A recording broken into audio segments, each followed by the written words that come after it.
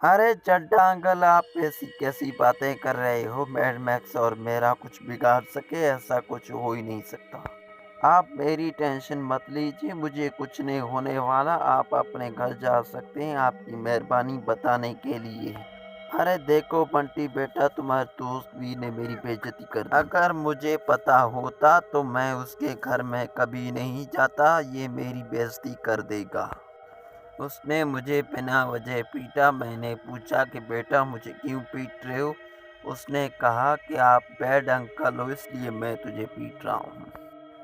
पापा, उस वीर की इतनी मजाल कि आप मेरे पापा हो, आपको पीटने की उसे जुर्रत कैसे हुई? मैं उसे छोड़ूंगा नहीं। आपकी बेइज्जती का बदला उनसे लेकर रहूंगा मैं।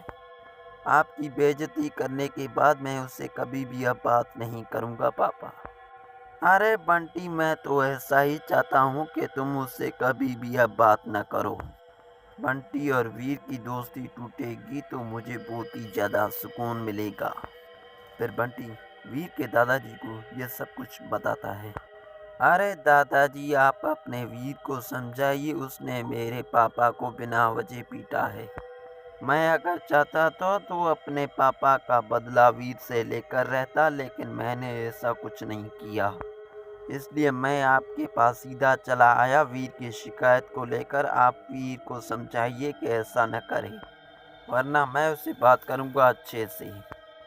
अरे बेटा, ऐसा कैसे हो सकता है कि वीर तुम्हारे पापा की पिटाई कर दे? वो तो शरीफ बच्चा है। अगर वीर ने ऐसा कुछ किया तो मैं उसे सज़ा ज़रूर दूंगा। वो मेरा बेटा ज़रूर है, लेकिन मैं उसे उसकी किए की सज़ा देकर रहूंगा। वीर, मैं ये क्या सुन रहा हूँ कि तुमने चड्ढा को बिना वजह पीटा है? मुझे उसकी वजह बताओ। बड़ों से ऐसे पेश नहीं आते। वो तुमसे बड़ा था, तुम्हें ऐसा नहीं करना चाहिए था बेटा। अरे दादाजी, ये आप क्या कह रहे हो? मैंने चड्ढा अंकल की कोई बेइज्जती नहीं की है। कल उसने मेरे घर में आकर कहा कि मैड मैक्स तुम्हारे खिलाफ नहीं चाल चल रहा है। उसने कहा कि मैं तुम्हें सेफ जगह बताऊंगा ताकि मैड मैक्स तुम्हें ढूंढ ना पाए। फिर मैंने उससे कहा कि चड्ढा अंकल, आपको टेंशन लेने की ज़रूरत नहीं है। मैड मैक्स मेरा कुछ नहीं बिगाड़ सकता। बेटा वीर, मुझे तो लगता है ये चड्ढा मैड मैक्स से मिल गया है। वो तुम्हें नुकसान देने की ये सब चालें चल रहा है, ताकि मैड मैक्स को इस शहर पर राज करने का मौका दे सके। हमें इस चड्ढा को सबक सिखाना होगा, इसकी इतनी मजाल। डॉक्टर प्रेम साहब जब असली इमली से बात कर रहा था तो पीछे रोबोट वाली इमली आ जाती है और डॉक्टर प्रेम साहब को उसकी पैरों की आहट सुनाई देती है। जब वो पीछे देखता है तो देखता है कि एक और इमली उसके पास खड़ी है।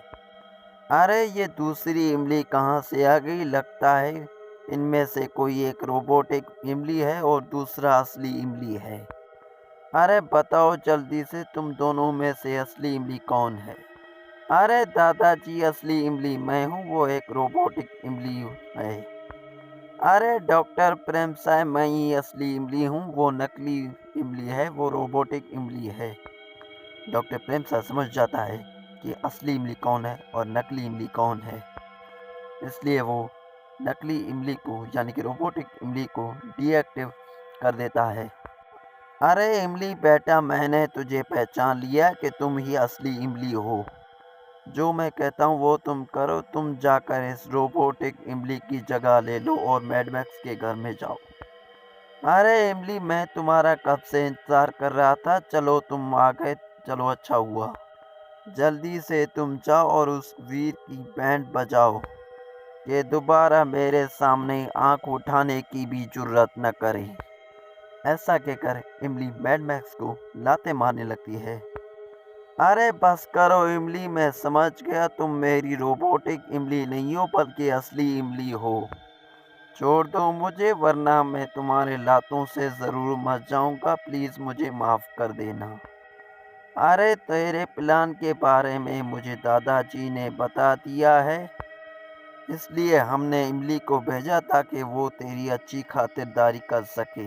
अगर तेरी खातिरदारी में कोई कसर रह गई है तो बता देना, मैं उसे पूरा कर दूंगा अगर इमली नहीं कर पाई तो।